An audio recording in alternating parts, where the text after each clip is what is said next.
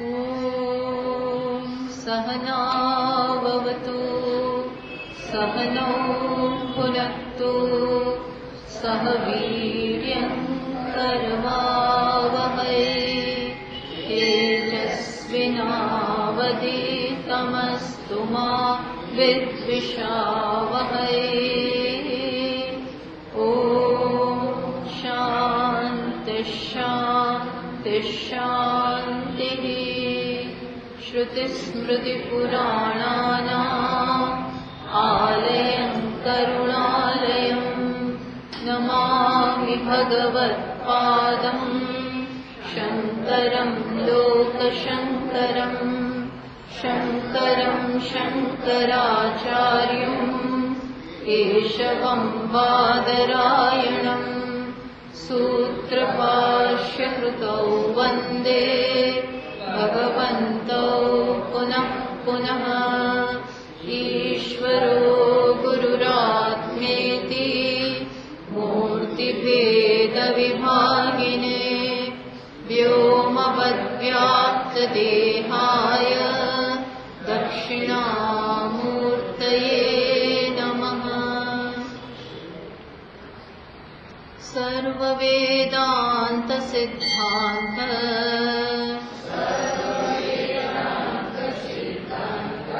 गोचरं तमगोचरम्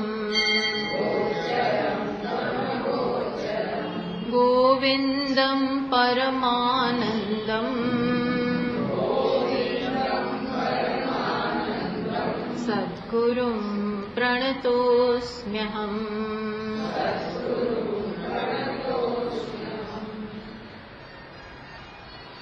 397 श्लोकથી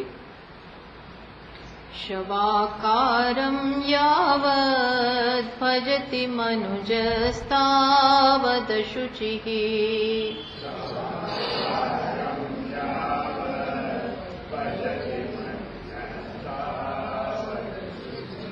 परेभ्यः स्यात् क्लेशो जनन मरण व्याधिनिरयाः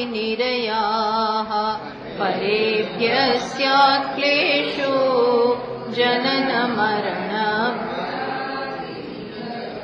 यदात्मानं शुद्धं कलयति शिवाकारमचलम्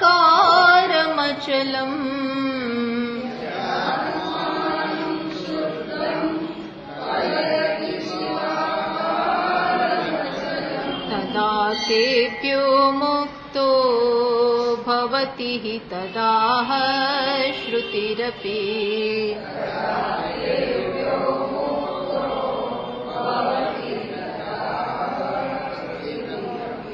શું આપણને અત્યારે આત્મ અનાત્મ વિવેક અને અનાત્મામાં જે આત્મબુદ્ધિ છે એ ત્યાગ કરવા માટેની વાત ચાલી રહી છે.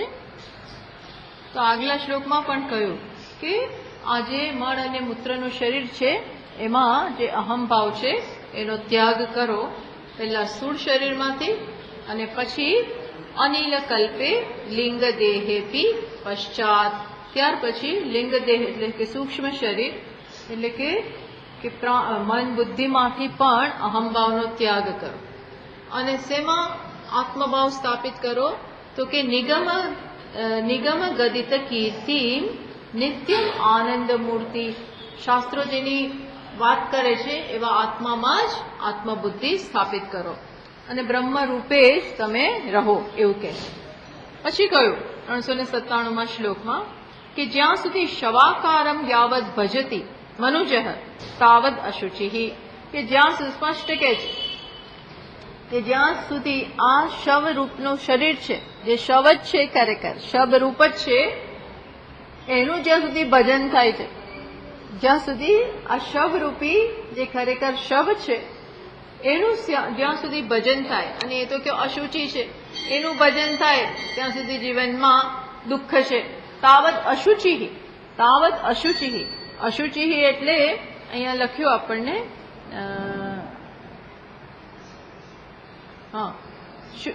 અશુચિત્વાત અયમપી સ્વતઃ શુચિરપી અશુચિ. આ શરીર અશુચિનો ભાંડ છે, માટે એની સાથે તાદાત્મ્ય હોય તો આપણે પણ એટલા જ બની જાય. જેની સાથે તાદાત્મ્ય, જેની સાથે આત્મપણું, જ્યાં હું બુદ્ધિ સ્થાપિત કરી એટલા જ આપણે બની જઈએ. જેવો સંગ તેવો રંગ, જેનો સંગ રાખીએ એવા જ આપણે ગણાઈએ.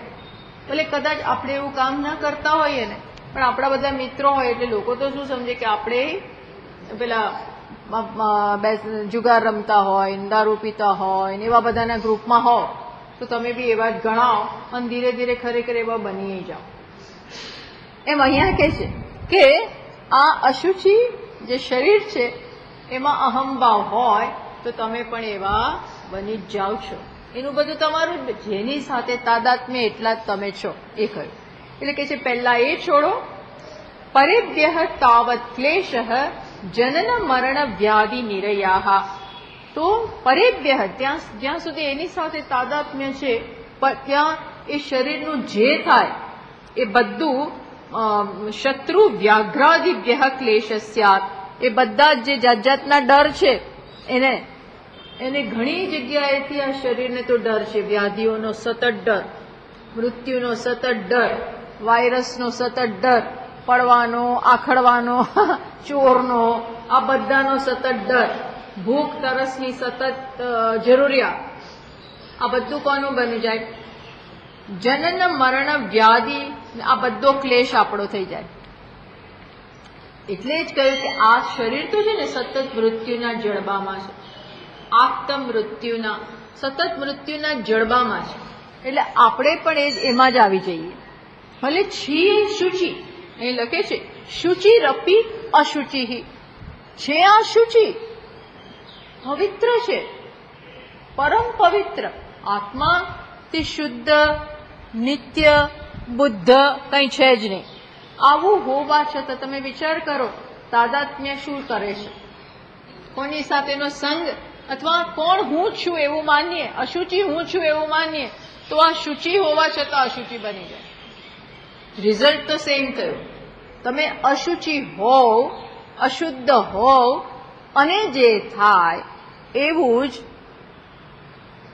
એમાં અહંભાવ કરો તો થઈ જાય. શુચિ હોવા છતાં પરમ શુદ્ધ હો તો પણ અશુચિમાં અહંભાવ હો તો તમે એટલા જ થઈ જાઓ. આવું છે એ કહ્યું. માટે જ્યારે આમાંથી તાદાત્મ્યમાંથી મુક્ત થઈએ, યદા આત્માનમ શુદ્ધમ કલયતિ, જ્યારે આત્માને શુદ્ધ, આત્મા શુદ્ધ છે એવું જ્ઞાન થાય. કલયતિ એટલે જાનાતી, એવું જ્યારે જ્ઞાન થાય. એવું કેવી રીતે જ્ઞાન થાય? અચાનક તો સવારે ઉઠી અને આપણને ખબર પડે ના હું તો શુદ્ધ છું, પરિપૂર્ણ, એવું તો થવાનું નથી. ઝાડ નીચે બેસો અને આમ એકદમ જ્ઞાન થઈ જાય એવું તો થવાનું નથી. એ ક્યારે થાય? કોઈ ગુરુ જ્ઞાન આપે ત્યારે. અને ગુરુ પાસે જવાની બુદ્ધિ ક્યારે આવે? પુણ્યકર્મ હોય, સાધન સંપત્તિ, સાધન ચતુષ્ટય સંપન્ન, આ બધા વિવેક હોય, વૈરાગ્ય હોય, ભગવાનની ભક્તિ હોય, પ્રાર્થના હોય, જપ હોય, તપ હોય, આ બધું હોય ત્યારે સંતનો સમાગમ થાય, ઈશ્વરની કૃપા હોય, કેટલું ભેગું થાય ત્યારે વિધિવત ગુરુ ઉપસદ્ય, ગુરુ પાસે વિધિવત જઈએ, નમ્રતાથી જ્ઞાનની માગણી કરીએ. તન મુખારવિંદ ગલિત, અને પછી એમના મુખારવિંદમાંથી ગલિત જે વાક્યો પ્રાપ્ત થાય. કયા? શ્રુત્યંત વાક્યૈ, શ્રુતિના વાક્યો જાણવા મળે. તત્વમ અસી વગેરે. તદ અનુસારી યુક્તિભિશ્ચ, અને યુક્તિઓ પણ આપે. એ આપણને શ્રુતિના વાક્યો સંભળાવે, સાથે સાથે તર્કબદ્ધ એ સમજાવે. આ બધું થાય પછી દેહત્રયતીતમ, ત્યારે આ ત્રણેય દેહથી, સ્થૂળ દેહથી, સૂક્ષ્મ દેહથી, અને ત્રીજો કયો દેહ? કારણ દેહ. એટલે કયો દેહ? અજ્ઞાન રૂપી. આ ત્રણેયથી હું અલગ છું. દેહત્રય અતીતમ, આ ત્રણેય દેહથી હું અતીત છું. આ ત્રણેય દેહનો મારામાં લેશ પણ નથી. સ્થૂળ દેહનો જરાક તો લેશ હશે નહીં, સૂક્ષ્મ દેહનો નહીં, અને કારણ એટલે અજ્ઞાનનો જરાક તો આત્માને ટચ હશે ને, જરાક તો આત્માનો એનો સ્પર્શ હશે ને નહીં. જરાય નહીં, કોઈ સ્પર્શ જ નથી. આ અજ્ઞાન અને જ્ઞાનને કોઈ સ્પર્શ જ નથી. વિચાર કરો, કોઈ પ્રકારનો સંગ જ નથી. જરાક જોડાયા હોય કે જરાક જોડાયા છે, ક્યારેક ક્યારેક મળવાનું થાય, ક્યારેક ક્યારેક, આવું કાંઈ નથી. અને છતાં આપણે એવું માનીએ છીએ, માત્ર માન્યતા. રજ્જુ અને સર્પને જરાક તો સંબંધ હશે ને? સર્પને જરાક તો, સર્પનો રજ્જુને જરાક તો સ્પર્શ હશે ને? જરાક તો ઝેર આવી જાય? જરાય નહીં છે, જરાય સ્પર્શ નથી. રજ્જુને સર્પનો કોઈ સ્પર્શ જ નથી. તો શું છે? બસ માની લીધું, માત્ર માની લીધું. સર્પ, રજ્જુને સર્પ માની લીધો એવો સંગ ખરો. કેવો સંગ? રજ્જુ અને સર્પનો સંગ ખરો, પણ કેવો સંગ? વાસ્તવિક નહીં. કેવો સંગ? માન્યતાનો, ભ્રમનો. કોઈ વાસ્તવિક સંપર્ક જ નથી. અને જે માન્યતાનો સંપર્ક ખરો, રજ્જુ સર્પ છે એવી માન્યતા, એ સંગ છે. તો વાસ્તવિક સંગ જ નથી. તો આવો સંગ દૂર કેવી રીતે થાય? જે સંગ ન હોય એને દૂર કેવી રીતે કરવો? એ નથી એ જાણીને. આટલું સરળ છે, આમાં કોઈ અઘરું જ નથી. જે સંગ હોય, બે વસ્તુનો સંગ હોય, તો આપણે છૂટા પાડીએ, ભેગા કરીએ, છૂટા પાડીએ, ભેગા કરીએ, ન છૂટું તો કાતરથી કરીએ, કંઈક કંઈક કરીએ. પણ જે સંગ નથી એને શું કરવાનું? આકાશનો અને આ ગળા, આકાશને, આ ગળાને આકાશ સાથે બાંધી દીધો. હવે કેવી રીતે છોડાવવું? કોઈ બંધન જ નથી, બંધન છે જ નહીં. જેમ પેલી ગાયને બાંધી, પેલી ગાય, એનો પ્રશ્ન થયો ને કે પેલી ગાયનું પેલું દોરડું તૂટી ગયું હશે કે જે હશે, એટલે બધી ગાયોને બાંધી, પણ આને પેલું દોરડું મળતું નહોતું, એટલે ખીલાથી બંધાતી નહોતી, દોરડું જ નહોતું. એટલે પેલું શિષ્ય કે જે કાં તો ખોવાઈ ગઈ, દોરડું મળતું નથી, એટલે આને બાંધવી કેવી રીતે? કારણ કે પેલી ગાય તો ઊભી ને ઊભી રહી. એટલે ગુરુએ કહ્યું, તું બાંધતો હોય એવી ચેષ્ટા કર, બાંધતો હોય દોરડા વગર બાંધતો હોય એવું કર. તો કે આ સમજી નહીં જાય? તો કે નહીં સમજે, તું કર. એટલે એમણે એવું કર્યું, તો બેસી ગઈ, ફટાક કરતી બેસી ગઈ. પછી સવારે પાછી ઊભી ના થાય. એટલે શિષ્ય બીજી બધીને તો ચરાવવા માટે લઈ ગયા, જેવા ગયા એવા ઊભા થઈને ચાલવા માંડ્યા, બધા ખોલીને બધા ચાલવા માંડ્યા. આ ઊભી જ ના થાય. એટલે શિષ્ય એમ કે આને તો ક્યાં બાંધી છે? એટલે એને જાતે આમ પૂછડું આમળે આમળે આમળે, પણ પેલી ઊભી જ ના થાય. એટલે શિષ્યએ જઈને ગુરુને કહ્યું કે આ તો ઊભી નથી થતી. તો કે પણ તે દોરડું ખોલ્યું ખરું? પણ ગુરુજી બાંધ્યું જ નહોતું તો શું કરવાનું? ખોલું? ખોટા કામ હું નથી કરતો, બાંધ્યું જ નથી તો ખોલવાનું શું કરવાનું?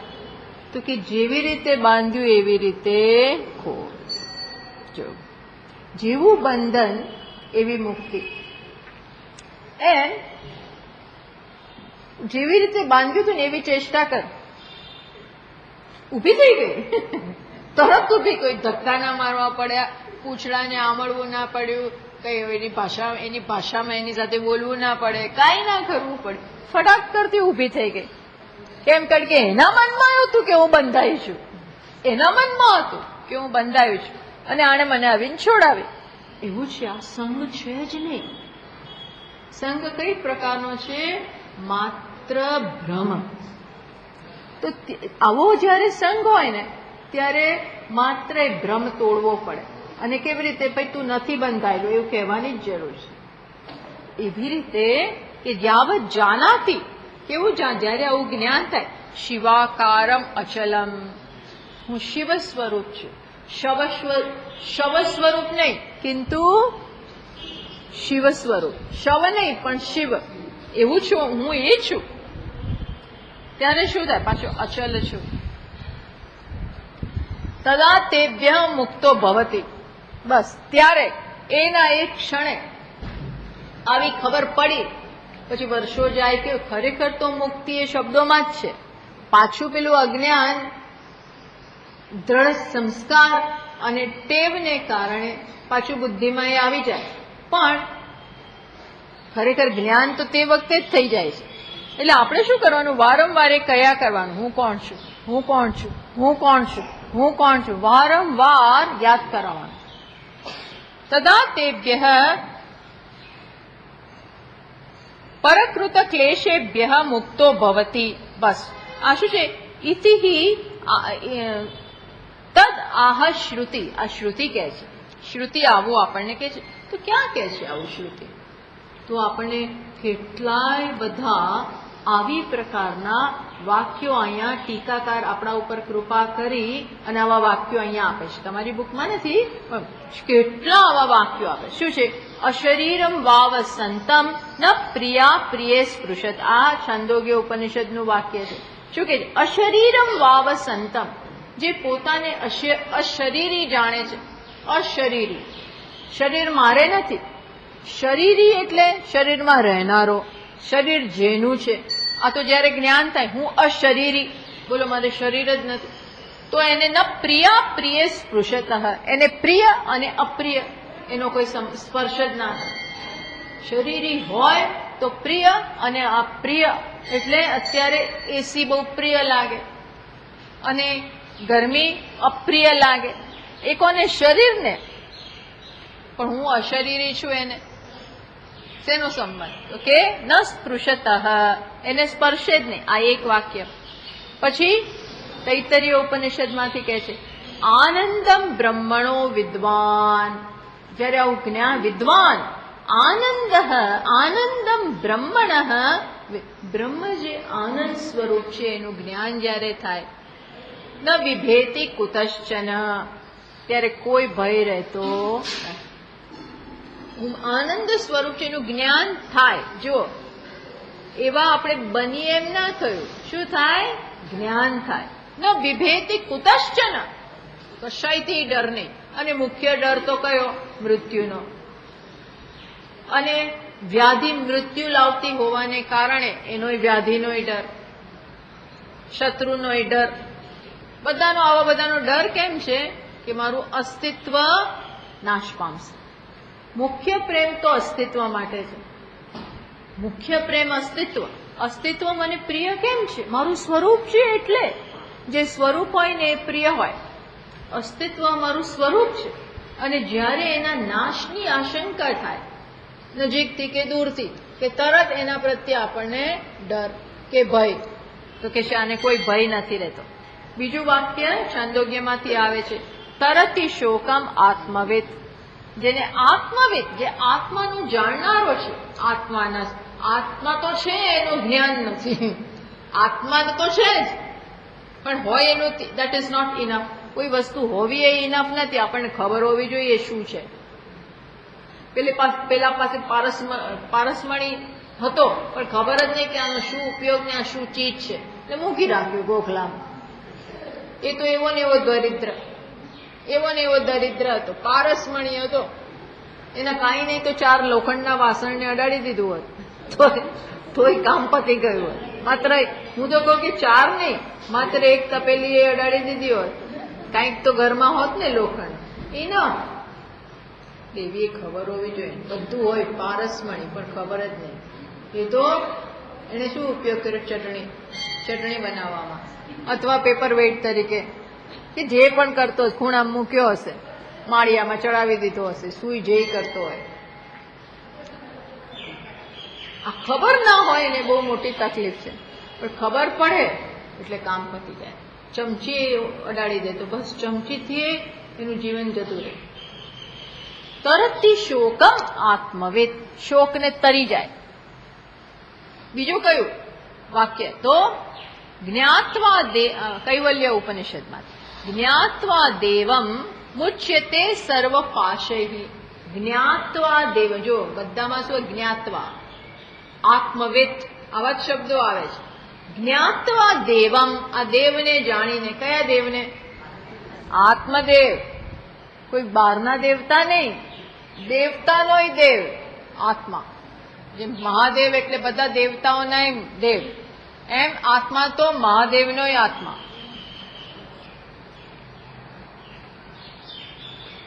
જ્ઞાત્વા દેવમ સર્વ પાશૈ મુચ્યતે, બધા પાશમાંથી મુક્ત થઈ ગયો. કે પાશ બીજા અજ્ઞાન સિવાય કોઈ બીજો પાશ જ નથી. મુખ્ય પાશ કયો છે? પાશ એટલે દોરડું. મુખ્ય પાશ તો અજ્ઞાન જ છે.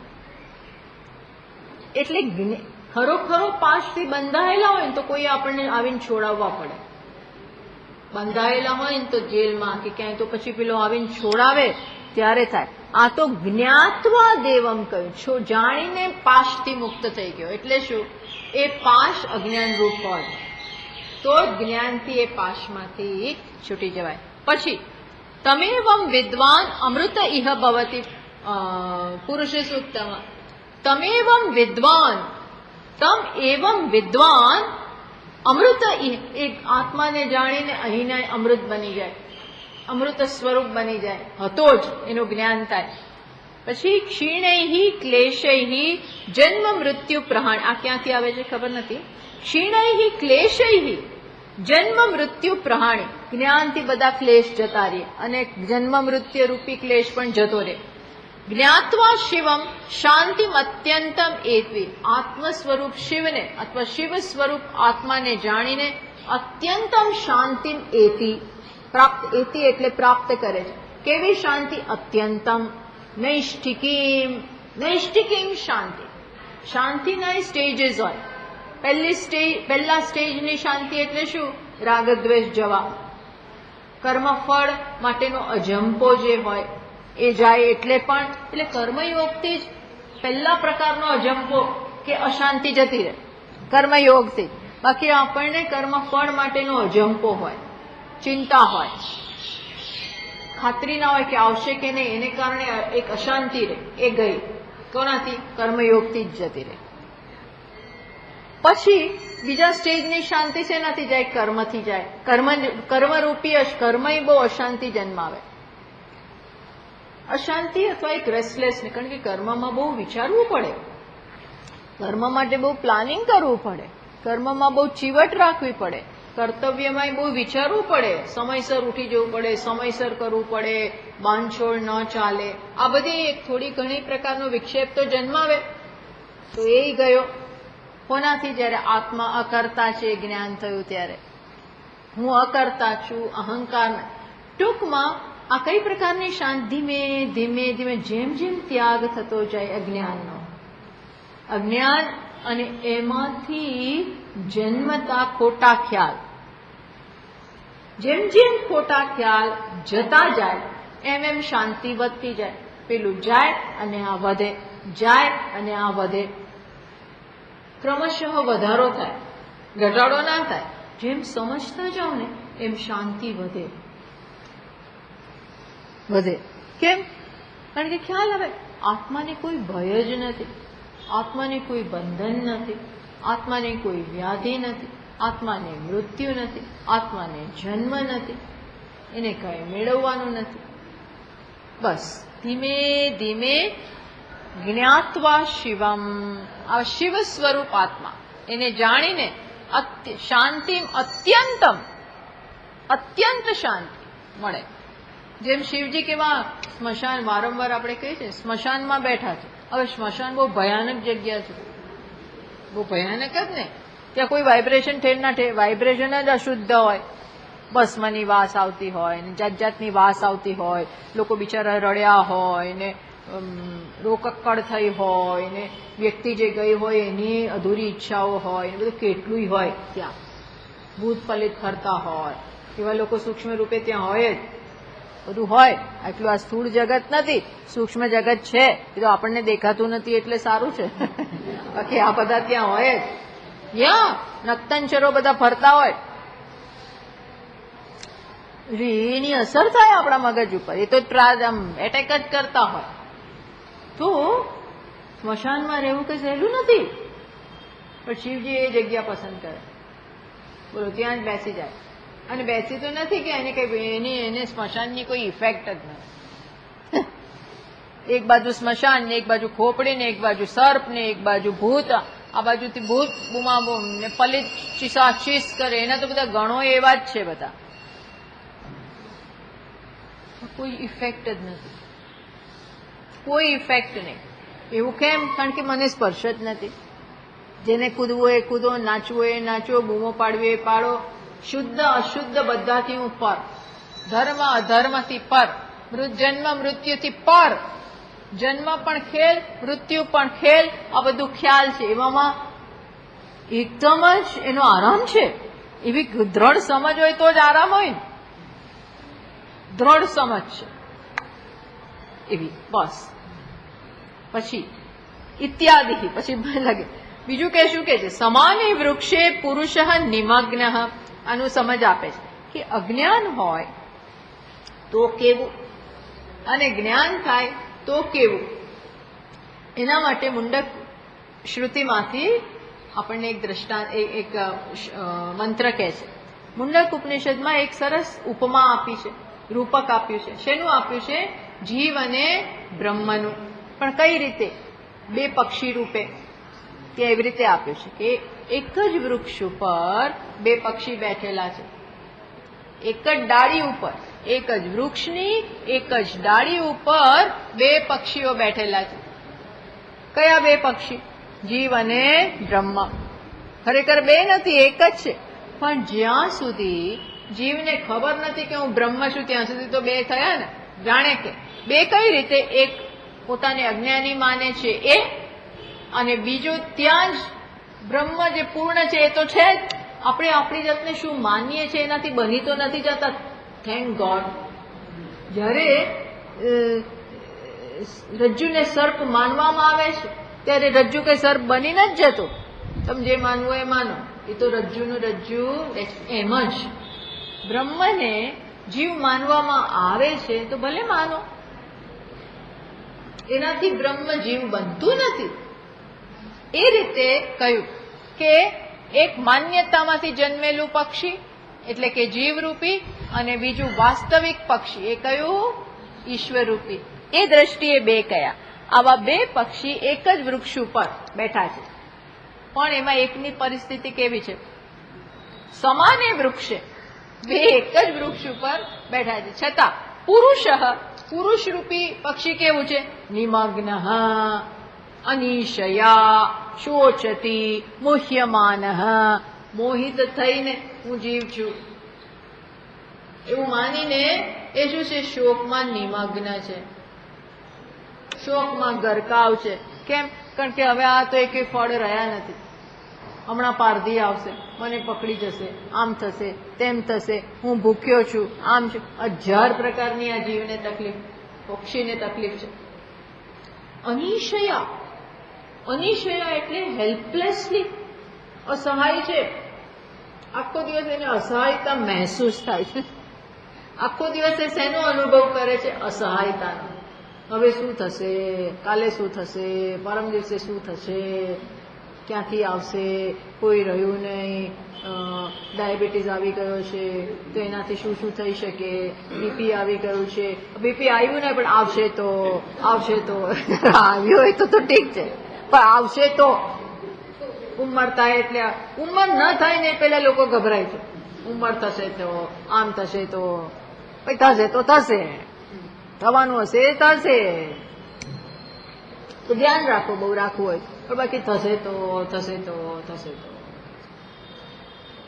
એમ અનિશયા શોચતી મુહ્યમાન, મોહિત થઈને સતત આવો. આ પક્ષીની હાલત જ આવી છે. આ પક્ષી બિચારું રોક કડત કરે છે. એ જ વખતે પેલું બીજો કેવો બેઠો છે? જુષ્ટમ યદા પશ્યતિ અન્યમીશમ. ત્યારે પછી ભૂલથી એની નજર બીજા પક્ષી તરફ જાય ને તો એ પક્ષી તો એવો મજેથી બેઠો છે, એવો મજેથી કુદરતને એન્જોય કરે છે, એને કોઈ ચિંતા જ નથી. એટલે અને બહુ સુંદર દેખાય છે આ બીજું પક્ષી. તો એવો સરસ દેખાય. પોપટ કેવો સરસ દેખાય. અમુક પક્ષીઓ એવા સરસ હોય, સુંદર હોય, બધા સારા હોય. તો એને જોઈ જયારે આ રડતા પક્ષીની નજર કોના ઉપર પડે છે? પેલા ઉપર. બહુ જુષ્ટમ એટલે બહુ સુંદર, પ્રિય લાગે એવું બીજા પક્ષી ઉપર નજર પડે છે. ત્યારે શું? ત્યારે અસ્ય મહિમાનમ, અને એને પછી જ્ઞાન થાય કે આ હું છું. ધારો કે એવું જ્ઞાન થઈ ગયું તો શું થયું? અને શું વીત શોક, એ ખબર પડ્યું આ હું છું, આ બીજું જેને બીજું ગણું છું એ જ મારું સ્વરૂપ છે, ત્યારે વીત શોક એમ આ રીતે બતાવ્યો કે આ અહીંયા જીવ અને પરમેશ્વર છે. જ્યાં સુધી પરમેશ્વરનું જ્ઞાન ન થાય, બ્રહ્મનું જ્ઞાન ન થાય ત્યાં સુધી દુઃખ છે એવું છે. અનેન શ્લોકેન પૂર્વ શ્લોક ઉપદિષ્ટાર્થ, શું કહ્યું? આ દ્વારા આપણને અહીંયા બતાવ્યું, અહીંયા કહ્યું ને કે જ્યારે આત્માને શુદ્ધમ કલયતી, શિવાકારમ કલયતી, અચલમ કલયતી, જ્યારે આત્માને શુદ્ધ જાણવામાં આવે, કલયતી મીન્સ નોઈંગ, જાણે ત્યારે શું થાય કે બસ હું આ છું, બધા ક્લેશ ગયા. એ કયા આધારે કહ્યું? તો કે આ બધા વાક્યોના આધારે અમે કહ્યું. શુદ્ધ શિવાકારત્વમ કથમ, આત્મનઃ શિવાકારત્વમ કથમ. કદાચ પ્રશ્ન થાય કે આત્માને તમે શિવ સ્વરૂપ બતાવ્યું તો એ કઈ રીતે? અમે તો એને અશુચિ માનીએ છીએ, અમે એને વ્યાધિથી ગ્રસ્ત માનીએ છીએ, અમે એને અલ્પ માનીએ છીએ, અમે તો આખો દિવસ જીવનમાં જેમ દિવસો આગળ જતા જાય એમ ખબર પડે છે કે જીવન કેટલું અઘરું છે, કેટલી તકલીફો છે, કેટલું બધું છે. અહીં તો મુશ્કેલીઓના પાર નથી, મુશ્કેલીઓના પાર નથી એવું લાગે છે. તમે કહો છો, તમે તો ઊંધી જ વાત કરો છો, તદ્દન વિરુદ્ધ વાત કરો છો. શું વાત કરો છો? શિવાકારત. આ કે મેચિંગ નથી, કે મેચિંગ જ નથી. તમે જે કહો છો અને અમે જે માનીએ છીએ અને જે અનુભવીએ છીએ એમાં ક્યાંય મેળ પડતો નથી. આપણે ક્યાંય વાત, કોઈ બે વ્યક્તિ વચ્ચે કોઈ મેળ નથી. આ એવું છે, તમારી વાત અને અમારો અનુભવ, અમારા વિચારો અને અમારી વ્યથા, એ બે વચ્ચે ક્યાંય મેળાપ જ નથી. કથમ, તો કઈ રીતે તમે આવી મોટી સ્ટેટમેન્ટ કરો છો? એટલે ઇતિ છે, આવો જો મનમાં પ્રશ્ન હોય તો આહ, એટલે ભાષ્યકાર કે છે, શું કે છે 398માં શ્લોકમાં? સ્વાત્મન્યારોપિતા શેષા વાસવસ્તુ નિરાસતઃ, शेषाभासवस्तु निरासतः, स्वयमेव परं ब्रह्म पूर्णमद्वयमविक्रियम्, स्वपरं ब्रह्म पूर्णमद्वयमक्रियम्. શું કે છે? સ્વાત્મની આરોપિત, શું કે છે? આત્મા ઉપર, સ્વમ આત્માને આત્મા ઉપર આરોપિત. તમે કહ્યું કે શિવાકાર કઈ રીતે? તો કે છે જ્યારે આત્મા ઉપર જે વસ્તુનો આરોપ થયો છે એ બધું અશેષ આભાસ વસ્તુ, એ બધી જ વસ્તુ જેનો આત્મા ઉપર આરોપ, અશેષ, બધું ઝીણામાં ઝીણું જે પણ આરોપ, ઝીણાથી ઝીણું અને મોટુંથી મોટું જે પણ બધું આરોપ કર્યું છે એ નિરાસતઃ, એને આભાસ જાણી અને નિરાશ કરો તો જ પછી શેનું જ્ઞાન થશે? શિવાકાર આત્માનું. એ કેવો આત્મા? સ્વયમેવ પરમ બ્રહ્મ, તો જ ખબર પડશે કે હું જ પરમ બ્રહ્મ છું. કેવો બ્રહ્મ? પૂર્ણમ. કેવો બ્રહ્મ? અદ્વયમ. કેવું બ્રહ્મ? અક્રિયમ. તો જ, એટલે એમને એમ નહીં, કશાકનો ત્યાગ કરવો પડશે. શેનો ત્યાગ કરવો પડશે? આરોપનો. ભ્રમો જે બધા આરોપ, ખ્યાલ જે બધા ખોટા આરોપ કરેલા છે, માની લીધા છે, એને દૂર કરો. એ રાખીને નહીં થાય. જુઓ, એ રાખી મૂકીએ, હા અમે તો રાખતા નથી, પણ અંદરથી એવું બોલીએ ખરા, બહારથી પણ અંદર પડ્યા હોય પણ બહારથી બોલીએ બ્રહ્મ શિવોહમ શિવોહમ, પણ અંદરથી હજી પેલું જીવોહમ નથી ગયું, દેહોહમ ગયું ના હોય તો આ ના થાય, માત્ર બોલવાથી ના થાય. શું અંદરથી અશેષતઃ નિરાસતઃ, હું અશેષ આભાસ વસ્તુ, અશેષ આભાસ વસ્તુ નિરાસતઃ પૂરેપૂરું કાઢવું પડે. સ્વાત્મની આરોપિતાની, કેમ? કારણ કે આરોપ છે, પણ આરોપને માની લો સાચું તો એ આરોપ નથી રહેતો. ભલે છે ભ્રમ, પણ તમે સાચો માનો તો શું કરવાનું? પેલો ભિખારી છે રાજા, પણ પોતાની જાતને ભિખારીનો ડ્રેસ પહેર્યો છે એટલે ભિખારી માને છે, તો શું કરવાનું? આ પેલા કૃષ્ણ બનેલા હોય નાટકમાં, હવે એ તો તે કૃષ્ણના કપડા પહેર્યા, પેઇન્ટિંગ કર્યું કાળું કાળું ને બધું કર્યું, પીતાંબર પહેરી લીધું, પછી બહાર નીકળીને કે હું તો કૃષ્ણ કૃષ્ણ કૃષ્ણ. ભાઈ તું કૃષ્ણ નથી. માની લેવાય, ડ્રેસ પહેરવાથી નથી બની જવાતું. એમ આ બધું જે માની લીધું છે કેવલ અજ્ઞાન એના કલ્પિતાની, બધું અજ્ઞાનથી કલ્પિત કરેલું છે. તો એનું યાની અશેષ આભાસ વસ્તુ અનાત્મ તદ ધર્મ રૂપાણી, આ પ્રત્યેક વસ્તુ અનાત્માના ધર્મ છે, મારા ધર્મ નહીં, અનાત્માના ધર્મ. જે હું નથી એનું ધર્મ છે. જેમ અગ્નિમાં, અગ્નિ અને લોખંડ ભેગા થઈ ગયા છે, એને કારણે અગ્નિમાં ગોળપણું આવી ગયું. આપણે કહીએ ને લાલ આગનો ગોળો, એમાં લાલપણું અગ્નિનું છે, પણ ગોળપણું પેલા લોખંડનું છે, એને આકાર છે. તો જયારે કહીએ ત્યારે અંદર ખબર હોવી જોઈએ અગ્નિને કે હું ગોળ નથી, આ ગોળપણું ત્યાં છે, મારામાં નથી. એમ અહીંયા આ અજ્ઞાનથી જે અનાત્માના અતત ધર્મ, એ મારા ધર્મ નથી, એને દૂર કરીએ. કેવી રીતે? નિરાશ શ્રુતિ યુક્તિ ભિહિ. એ બધી વસ્તુ જોઈએ, શ્રુતિ જોઈએ, યુક્તિ જોઈએ, અને સાથે શું જોઈએ? નિધિધ્યાસન. આ ત્રણ ભેગા કરો ત્યારે આ બધાનો નિરાશ થાય. કયા ત્રણ? શ્રવણ, મનન, નિધિધ્યાસન. શ્રવણ એટલે શ્રુતિ, મનન એટલે યુક્તિ. શ્રુતિ જે યુક્તિ આપે, શ્રુતિ તર્ક આપે છે આ બધું સમજવા માટે. અને મનન અને નિધિધ્યાસન એટલે સતત બધી ખોટી ટેવ, ખોટા આરોપ થયા છે એને દૂર કરવાનો એક રીતસરનો સુદૃઢ, વ્યવસ્થિત અને સિન્સિયર પ્રયત્ન. આનાથી જ અશેષતઃ પૂરેપૂરું વિનાશનતઃ ત્યારે જ શું જ્ઞાન થાય? સ્વયમેવ પરમ બ્રહ્મ પૂર્ણમ અદ્વયમ અક્રિય. ત્યારે જ ખબર હું તો પૂર્ણ છું, અધૂરો નહીં. આ શરીર અધૂરું છે, મન અધૂરું છે. અધૂરું મીન્સ એની બધી લિમિટેશન્સ છે, મર્યાદા છે, મને નહીં. આપણું મન અને બુદ્ધિ બહુ તેજસ્વી, પણ કેટલા? એ ઉંમર થાય એમ ધીમે ધીમે એની શક્તિ ઓછી જાય. અને નેતર આપણાથી કેટલાય હોશિયાર હોય. આઇન્સ્ટાઈનની કમ્પેરિઝનમાં આપણે આવીએ નહીં, કાલિદાસની કમ્પેરિઝનમાં આવીએ નહીં, ભાષ્યકારની નજીક ના જવાય. અરે આપણા ગુરુજનોની એ નજીક બીજાની તો વાત જ શું કરવી. કેટલી મર્યાદા હોય આપણામાં, બહુ હોય બુદ્ધિ, પણ તોય કેટલી. એટલે એ હું નથી.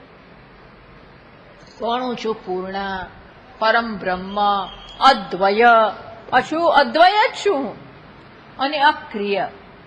મારામાં કોઈ ક્રિયા, આ પૂરેપૂરું જાણવાનું અને આનાથી વિરુદ્ધ અનાત્માના જે અંશને આપણે આપણા માની લે એ બધા કાઢવાના. આ બે ભેગા નહીં રહે. જ્યાં સુધી પેલાનો અંશ હોય ને ત્યાં પૂર્ણની ઇફેક્ટ બોધી થઈ જાય, એની ઇફેક્ટ જ ના આવે.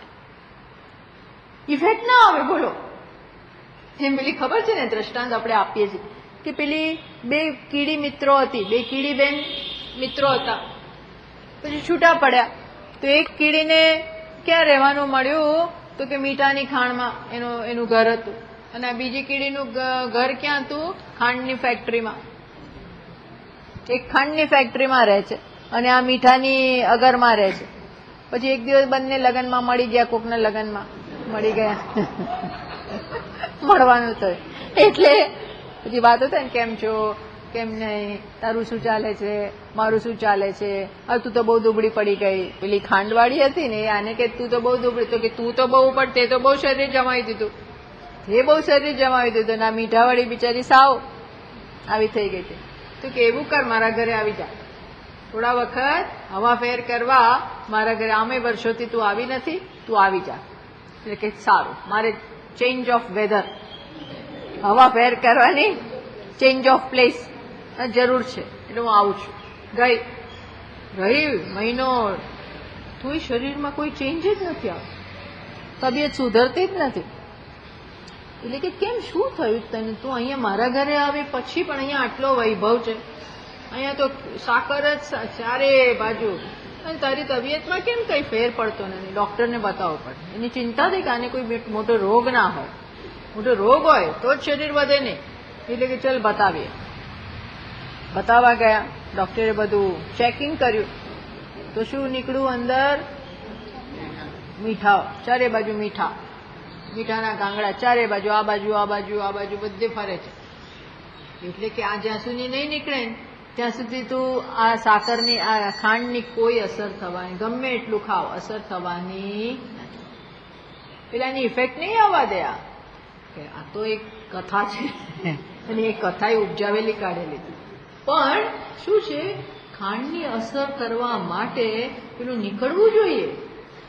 એમ આપણે આ સોહમ કામ ના કરે. કેમ?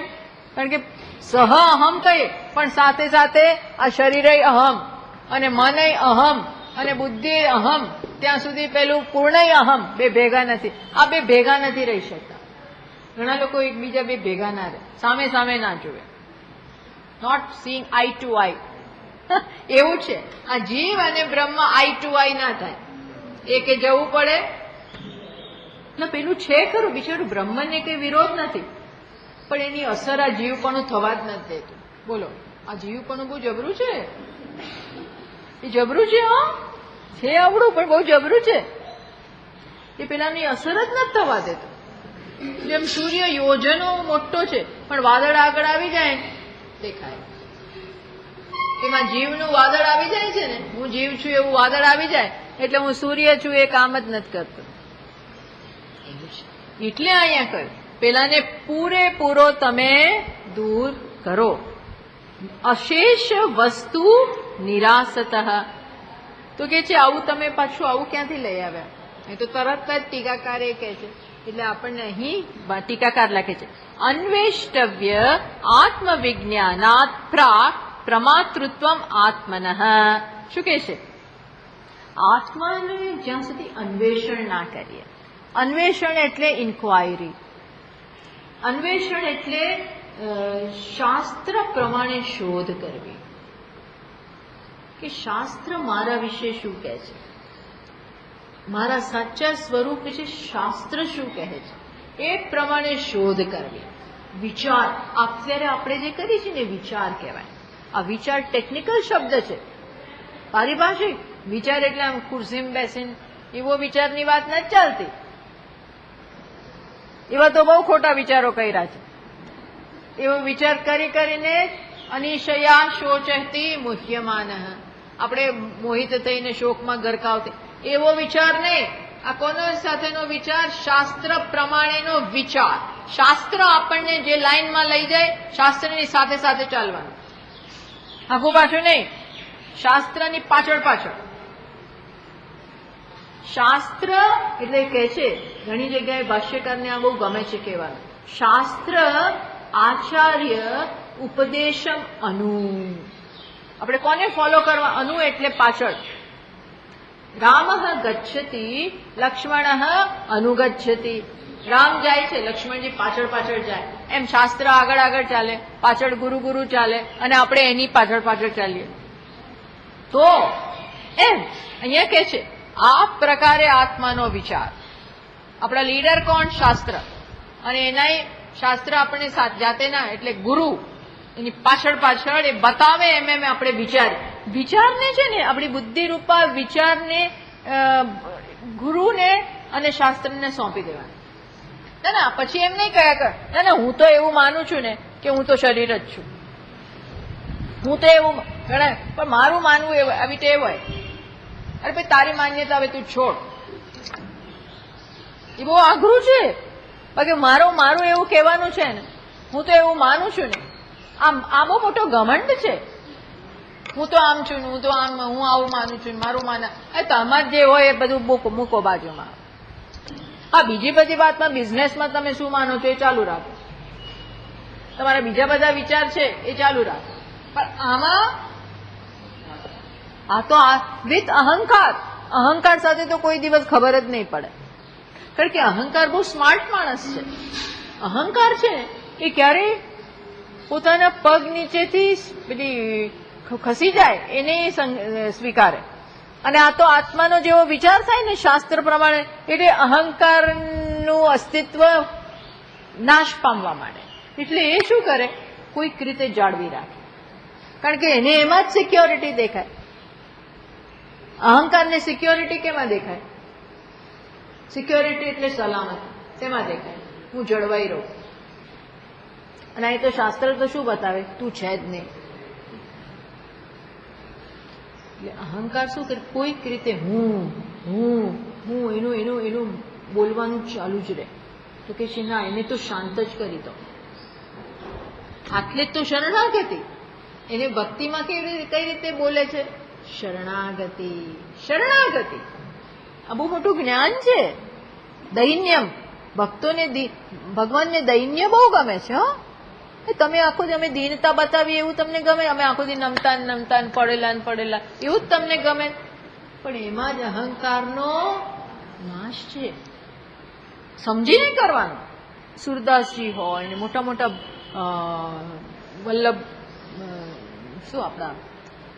વલ્લભાચાર્યજી હોય, આવા મોટા હોય, પણ દૈન્ય. ભગવાન પાસે દીનતા, આત્મનિવેદનમ. બલિરાજાએ, એને ખબર છે કે આ મને મૂરખ બનાવે છે, ખબર છે કે આ વામન મને મૂરખ, આવડું નાના આવીને મને મૂરખ બનાવે છે, પણ તોય શરણાગતિ. જાણતા હોવા છતાં સમર્પિત. કેમ? એમાં જ ખરો લાભ છે. એમાં જ ખરો લાભ છે. બસ એ તો કે છે અન્વિષ્ટરસ્યાત પ્રમાતા એવ પાપમ દોષાદિ વર્જિત. જ્યારે શાસ્ત્ર અને આચાર્ય પ્રમાણે આત્માનું અન્વેષણ કરવામાં આવે ત્યારે ખબર પડે, ઓહ, આ પ્રમાતા જ મોટો દોષ છે. હું જાણકાર છું, હું વિચારક છું, હું ગણતા છું, હું મનતા છું, હું વિજ્ઞાતા છું. આ બધા પણ અધ્યારોપ છે. એ જ મોટા અધ્યાય. હું પુણ્યશાળી છું, હું પાપી છું, આ બધા શું છે? અધ્યારોપ છે. પાપમાં દોષાદિ પછી ખબર કે આ તો અધ્યારોપ હતા, ખરેખર હું એવો નથી. વર્જિત, આ બધાથી મુક્ત છું. પછી શું ખબર પડે? ગૌણ મિથ્યા આત્મન અસત્વે પુત્ર દેહાદિ બાધનાત. જુઓ, જ્ઞાન ન હોય ને ત્યારે આત્માની, ઘણાને આત્મા કહેવામાં આવે છે. કોને? સૌથી પહેલા ગૌણ આત્મા. ગૌણ આત્મા એટલે કોણ ખબર છે? પુત્ર, સંપત્તિ, આ બધા આપણા આત્મા જ છે. પુત્ર તો ખાસ, પુત્ર પુત્રી એ ખાસ, કારણ કે ત્યાં આપણું મમકાર છે. એટલે એને શું કહીએ ખબર છે? ગૌણ આત્મા. પંચદશીકાર એને ગૌણ આત્મા કહે છે. માણસ પુત્ર માટે ગમે તે કરે. પુત્ર નપાસ થાય તો એ નપાસ થઈ જાય. પુત્રને સારી નોકરી મળે તો જાણે પોતાને નોકરી મળી હોય ને એવું લાગે.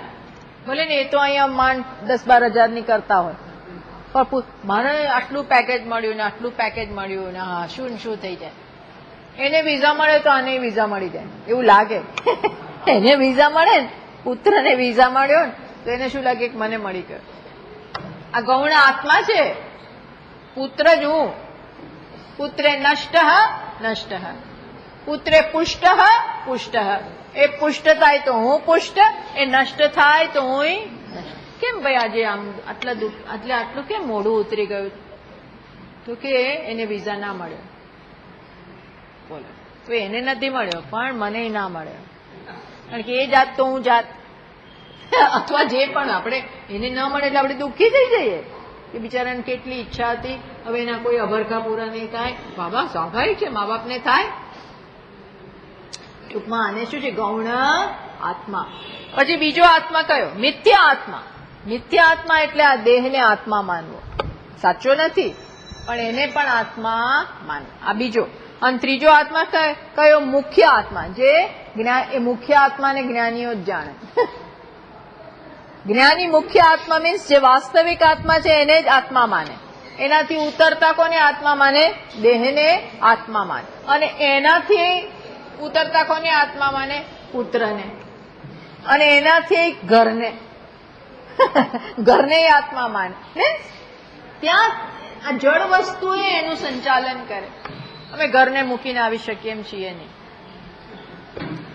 એવું ઘર છોડીને કોઈ જાય, અમે કોઈક તો રહીએ જ ઘરને.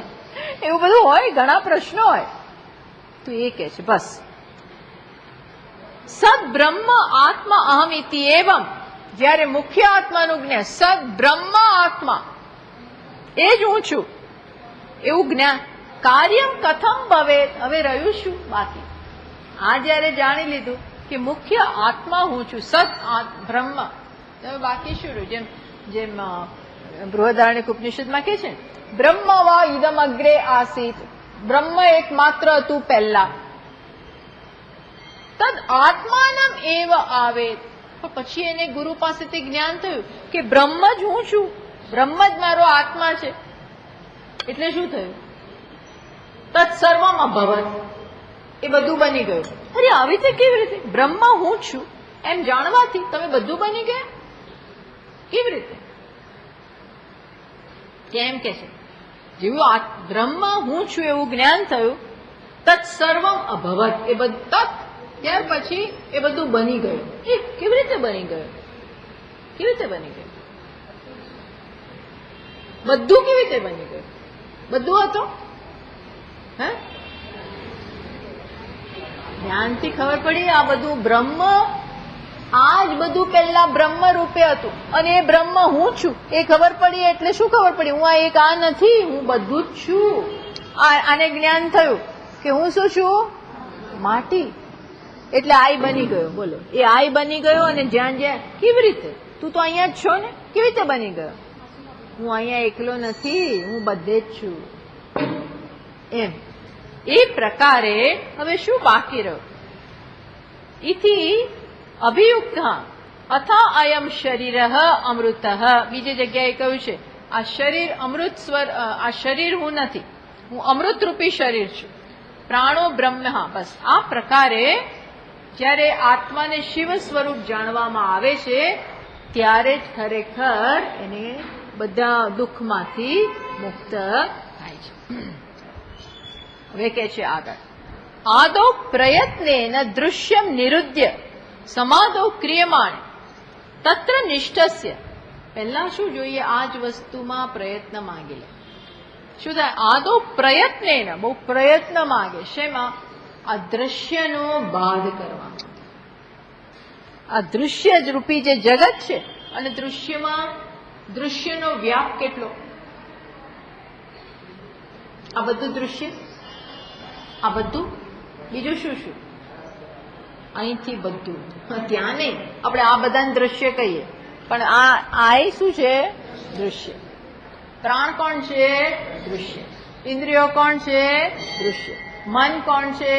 દૃશ્ય. બુદ્ધિ કોણ છે? દૃશ્ય. અહંકાર કોણ છે? દૃશ્ય.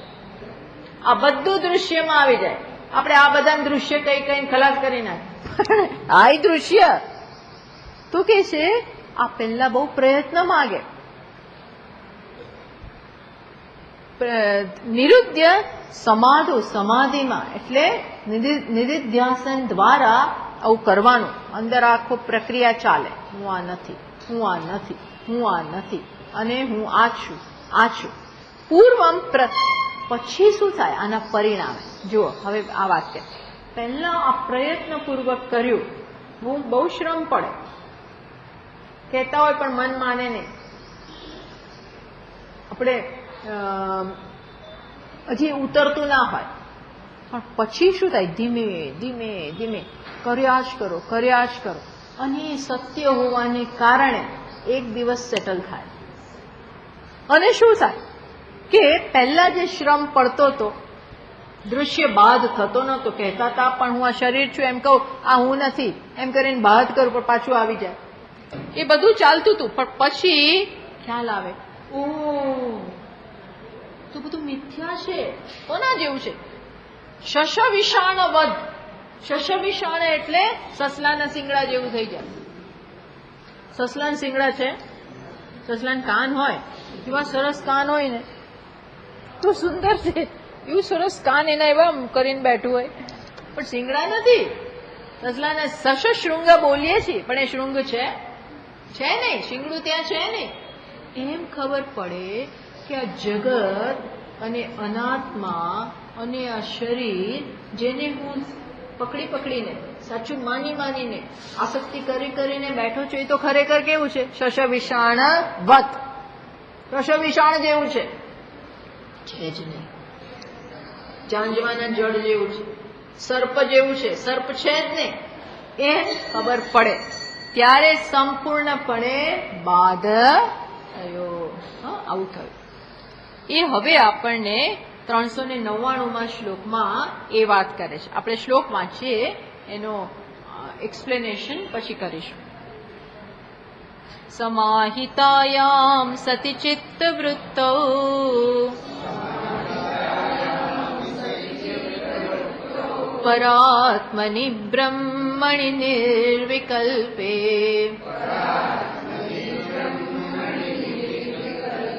ન દૃશ્યતે કશ્ચિદયં વિકલ્પઃ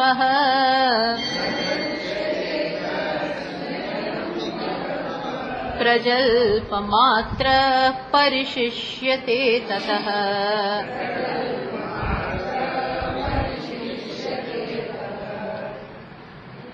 શું કે છે? જ્યારે ચિત્ત પૂરેપૂરું સત્યમાં સમાહિત થઈ જાય, એને બધું સમજાઈ જાય, હવે કોઈ વિક્ષેપ રહ્યો નથી, બરોબર સમજ પડી ગઈ, ત્યારે શું થઈ જાય છે?